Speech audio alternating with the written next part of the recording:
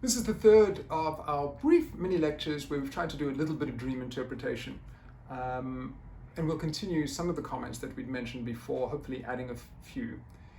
One of the comments that had come up in the group when we were discussing the dream was that in many of the segments of the dream, I'm a tourist or I seem to be alone. I'm sort of cut off from some sense of familiarity.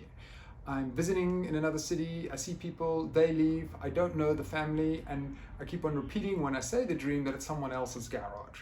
So one question that we could pose for me, the dreamer, clinically is, what is this about? Do you feel cut off? Do you feel alone? Do you feel in some way separated? And, I think there's an element of truth to that. It's a very busy academic semester that's just begun, and often I feel that I need to close the door in my office and just try and get through the work. So maybe there's a sense of feeling somewhat cut off from my family, which I think is an interesting theme, an emotional theme that's obviously of some relevance.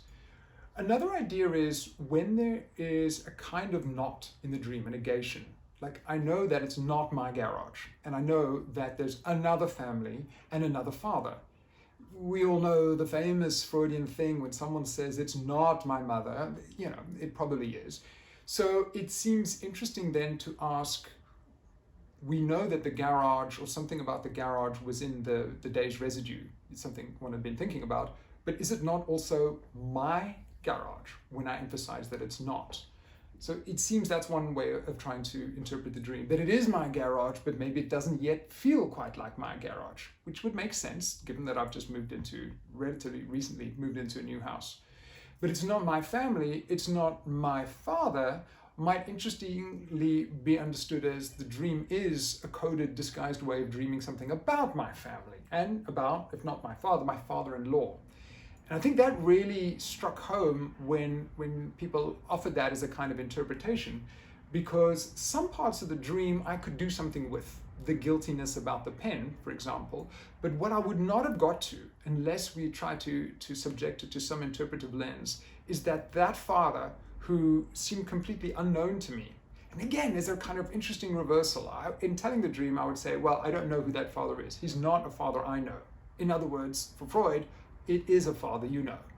And the family that I don't know is potentially my family, which would be one way that the dream factors into something in a disguised way. So those things felt significant to me. Interestingly, the shelf in this other garage was a white shelf that I'm sure is also the same surface as a work area in my real garage, okay, which is an indication perhaps that the garage is not as other as one might like to have imagined. So, two further features of the dream. We still haven't broached the topic of what was the wish in the dream. And just a quick comment on that. Maybe it's useful to try and ask what that is, but I think one of the things we're learning from this is that dreams are rich content material, rich form material that open up a series of anxieties, questions, thinkings, ideas, mental processes, and suddenly the dream, which was a really short dream, has opened up at least 3 or 4 areas of anxiety, historical concerns, ongoing ruminations that are in my world at the time of the dream. And so ultimately, maybe the idea is not that it's hugely important to interpret the real meaning of the dream, but to be able to open up different lines of speech, to use the dream to get more material out of the dreamer for the sessions. And I think that certainly did start to happen. It did give me a way of expressing and formulating something that I hadn't yet got to terms with. What does it mean to be some dad who's cut off from one's family, who has a certain responsibility to a father-in-law, who's trying to be a good person, despite not necessarily feeling quite at home? That seemed to really touch on something that was significant. The other thing to note, at the beginning of the dream, I didn't notice this until someone pointed it out. At the beginning of the dream, we have, oh, I just need you to wait 5 minutes. And at the end of the dream, I'll stay for 5 minutes. What is that repetition? What is that about? I can give you a day's residue element. My wife dropped me off at the train station and I said, just wait for a little bit. I got to make sure that I can catch the train here. But it seems that there's more interpretation that needs to happen there. Just give me 5 minutes. Maybe now that I think about it, that's the kind of thing I sometimes say to my kids when we're about to go somewhere. I say, just give me another 5 minutes. but there's more to be said about that. Exactly what, I'm not quite sure. And of course, you could also say, what's going on with Paulie?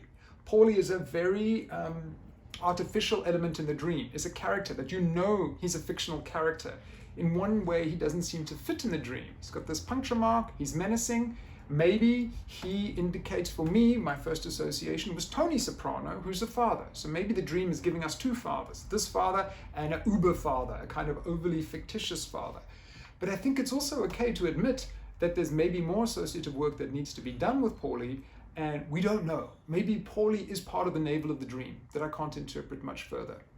But ultimately then, what can we say? We could say that the dream and working with the dream is like throwing a fishing line behind a boat, or multiple fishing lines, and seeing what you catch and what you enable the dreamer to speak about and think about that they may not otherwise have brought up in sessions.